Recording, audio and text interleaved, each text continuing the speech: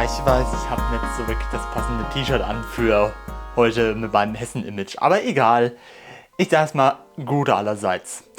Ja, das ist mal hier so ein bisschen anderes Video von mir. Also nicht in der gewohnten Art, da ich das ansonsten nicht schaffen würde in dieser Woche. Denn ihr seht es schon im Hintergrund. Das ist mein neues Konsolen-Setup. Ja, vor etwa einem Jahr habe ich ja auch schon mal so ein Video gemacht, was eigentlich ein Update-Video war. Und dieses hier ist es im Prinzip auch. Ja, denn die Kallax-Regale, die ich sonst hatte, ich konnte die irgendwie nicht mehr sehen. Es war alles so zugestellt einfach. Naja, ich hatte da auch einiges untergebracht gehabt, im kleinsten Raum. Das ist jetzt hier aber nicht mehr der Fall. Vorher hatte ich ja einen Onkyo-Receiver gehabt und diverse Audiogeräte, die ich halt aber jetzt weggetan habe. Grund dafür ist, ich habe halt sehr wenig davon benutzt und der Onkyo, ich habe ihn zwar schon als defekt gekauft und ja, er hatte zwar anfangs ein paar HDMI-Aussätze gehabt, ja, aber die Probleme mit HDMI, die wurden halt immer größer bei dem. Entweder Tonausfälle hatte ich spontan gehabt oder dass HDR komischerweise nur über einen Input ausgegeben werden kann. Und das irgendwie ist komisch gewesen. Nur der Ton von meinem Fernseher, ja, der ist einfach nur abscheulich, aber dazu gleich mehr. Ich habe mich dann mal in den Markt geworfen, eben für Audiosachen für den Fernseher. Und entweder man holt sich einen Receiver mit guten Boxen oder halt eine Soundbar. Und ich war die ganze Zeit dagegen, gegen eine Soundbar, da ich von so einem Gehäuse mit so flachen Profilen alles, ich erwarte einfach nicht viel an Audio. Und dann die behaupten, dass die Dolby Atmos können. Ja, nee, ist klar. Das ist einfach ein riesiger beschissenes Dolby Atmos da. Das ist nicht da. Naja, aber egal. Ich habe mir dann gedacht, probieren geht über studieren. Ja, und eine von Denon habe ich dann gekauft. Die Denon DHT S218. Denn wenn die irgendeinen Käse haben, dann wäre ich echt enttäuscht gewesen von Denon. So, man hat die Bluetooth, Toslink, Analog-Audio-Eingang und könnte auch easy einen Subwoofer anschließen, wenn ich wollte. Naja, ich habe mich dann bei der Soundbar mal durch ordentlich Musik durchgehört. Und auch bei so Titeln, wo ich auch weiß, wie sie sich anhören müssen. Und ich kann somit jetzt auch sagen, dass sich diese genau so anhört wie die JBL Control One, die ich vorher hatte. Also die ist wirklich gleichwertig mit diesen Lautsprechern. Und das finde ich richtig gut. Ja, also ich habe da wirklich jetzt komplett eine andere Ansicht des Soundbars. Ja, naja, aber es hat sich ja generell, wie ihr seht, noch einiges daran geändert am Konsolen-Setup hier. Ich habe eben jetzt statt den IKEA Kallax-Regalen jetzt auch die IKEA Besta-Möbel mir geholt. Ich habe das beim spontanen Doomscrolling gefunden und habe mich mal tiefer in die Materie da reingemacht. Und ich war erstaunt, was es da alles gibt für die Besta-Möbel, beziehungsweise wie man das alles da machen kann. Es gibt viele verschiedene Korpusse, TV-Bänke mit Verkabelungen, Oberplatten, Türen und Füße, die man auch dran machen kann. Und ich habe mich hier, wie ihr seht, für weiß entschieden. In der Mitte einen TV-Korpus hin und links und rechts halt einen einzelnen Korpus hin. Und vor allem das mit dem weißen Glas gibt es auch ein Eichefonier, was also ein bisschen den Staub verdeckt, aber nee, ich wollte jetzt einfach mal da was anderes sehen. Und das Ganze noch auf Füße drauf, denn warum nicht? Und dann kann ich auch diverses Kabelmanagement darunter noch verstecken. Wenn ich wollte, könnte ich auch Türen dran machen, was auch gut aussehen könnte. Wenn jetzt jemand denkt, das sei jetzt Werbung für IKEA, ist es nicht. Denn es gibt auch Negatives darüber. Bei den einzelnen Korpussen gibt es keine Möglichkeit, Kabel dadurch zu führen. Was für mich schon halt blöd ist. Hab einiges zum Anschließen, ja, da brauche ich halt Kabelmanagement. Also die Schutzbrille aufgezogen und mit einer Stichsäge habe ich mich daran gemacht, es etwas zu modifizieren. Ich bin davon eigentlich kein Fan, solche Möbel zu modifizieren, aber die Böden bekomme ich sowieso nochmal einzeln, wenn ich wollte. Und viele haben die Besta-Möbel sowieso schon modifiziert, weswegen ich mir dann dachte, ach komm, scheiß drauf, das ist doch jetzt egal. Ja, jetzt habe ich Haufen Geld da investiert, jetzt kann ich die auch zersägen. Und ich muss auch sagen, ich habe zum ersten Mal mit so einer Stichsäge gearbeitet. Aber dafür, wie ich das Ganze geschnitten habe, fand ich es richtig gut. Ja, und so konnte ich dann hier alles verkabeln, nachdem überall Löcher dran waren. Aber wie ich das Ganze verkabelt habe, da kann ich nichts zu sagen, weil ich im Kabelmanagement der absolute Noob bin und überhaupt keine Ahnung habe. Und wenn ich dazu jetzt irgendetwas sage, dann ist es einfach nur falsch. Aber alles geht da weitestgehend. Nur muss ich halt nochmal schauen, wo ich denn die Kinect-Kameras denn hinplatzieren will. Und sowieso auch meine 360 irgendwie, die wollte jetzt nicht bei meinem Test starten. Boah, ein Rasierer, ich bin nicht rasiert. Ich sehe aus wie ein Obdachloser. Ja, und sonst den OSSC, den ich dran habe, den habe ich weiterhin noch. Meine ganzen Konsolen, die habe ich per RGB SCART angeschlossen, weil es wirklich für die ganzen Retro-Konsolen der beste Stecker ist, um die ganzen zu verbinden, um ein vernünftiges Bild zu bekommen.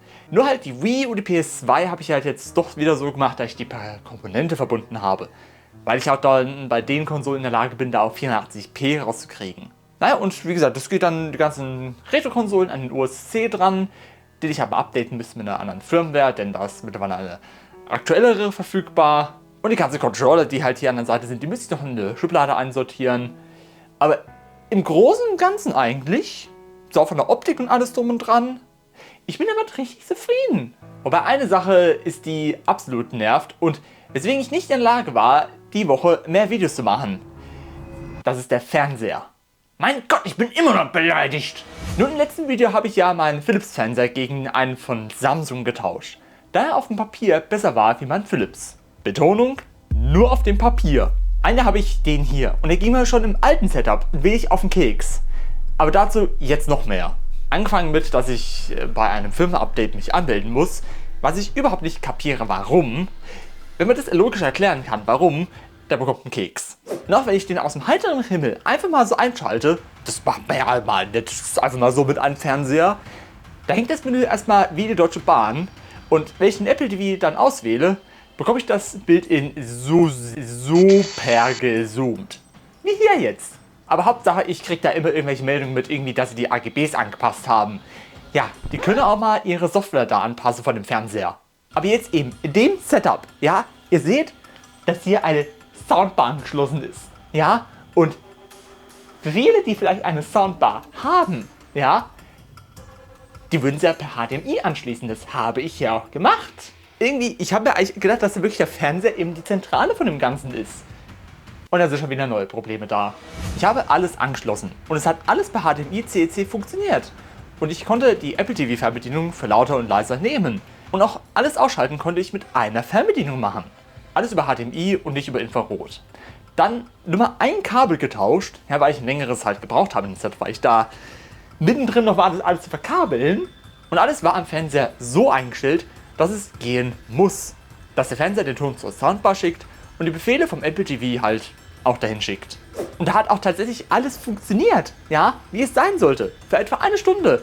Und ich habe dann so auch Musik gehört für eine Stunde, ja, wo ich dann leiser machen wollte auf der Apple TV Fernbedienung. Das war dann nicht möglich irgendwie. Ich habe alles da versucht. Nichts hat was gebracht. Da habe ich den Fernseher da wieder auf Werkseinstellungen zurückgestellt. Und siehe da, der Fernseher hat die Soundbar rausgeschmissen aus den Audiogeräten. Und die CEC-Steuerung ging gar nicht mehr.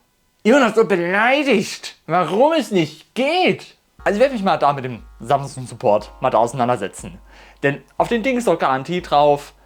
Oder wenn einer von euch weiß, was das Problem ist, lasst es mich wissen in den Kommentaren. Dass ich euch hier nicht verkackeier.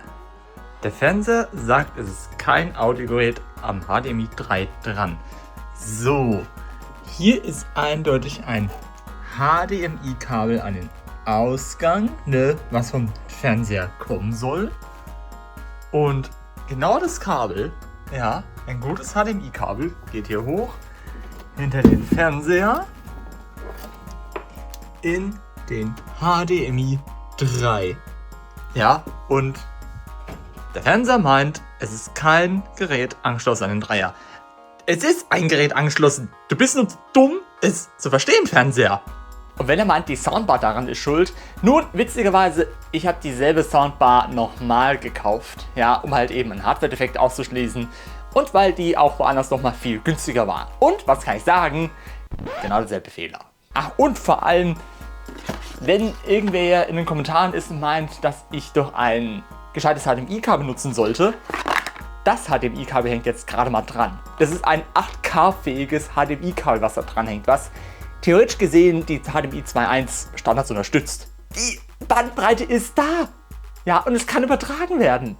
Also es ist irgendwo der Fehler, und ich glaube wirklich, dass der Fehler im Fernseher liegt. Oh Mann, aktuell lasse ich die Soundbar über Toslink laufen, was ich aber nicht wirklich will. Aber erstmal besser als gar nichts. Aber glaubt mir, ich bin kurz davor, einen neuen Fernseher zu kaufen. Aber keinen von Samsung mehr. Denn nach dem, was ich da für eine Debakel hatte, würde ich dir auf jeden Fall erstmal nicht mehr empfehlen. Wenn wirklich so Fernseher, was ich wirklich so empfehlen kann, wenn ihr wirklich im Fernsehkauf seid, sind wirklich so die LG-Fernseher. Oder halt auch TCL, ja. Wenn ihr wirklich ein OLED haben wollt, würde ich immer LG nehmen, ja. Und ansonsten TCL, es ist zwar ein China-Hersteller, ja, aber die haben teilweise auch richtig gute Fernseher im Angebot. Ja, und zumal was der Fernseher auch nicht hat, der hat kein Dolby Vision und der OSSC ist auch mit dem Fernseher eine kleine Bitch. Ja, was bei meinen alten Philips kein Problem war. Also der Fernseher ist wirklich eine kleine Bitch. Naja, aber ich habe erstmal, denke ich mal, genug für heute hier gesagt. Und ich sag mal, ich bin erstmal happy mit meinem Konsolen-Setup hier. Und es ist schön alles, ja, und ich hoffe, ihr findet es auch und vielleicht habe ich euch auch ein bisschen Inspiration gegeben mit diesem Video, wie ihr euer Konsolen-Setup machen könnt. Aber ich sag dann erstmal, man sieht sich.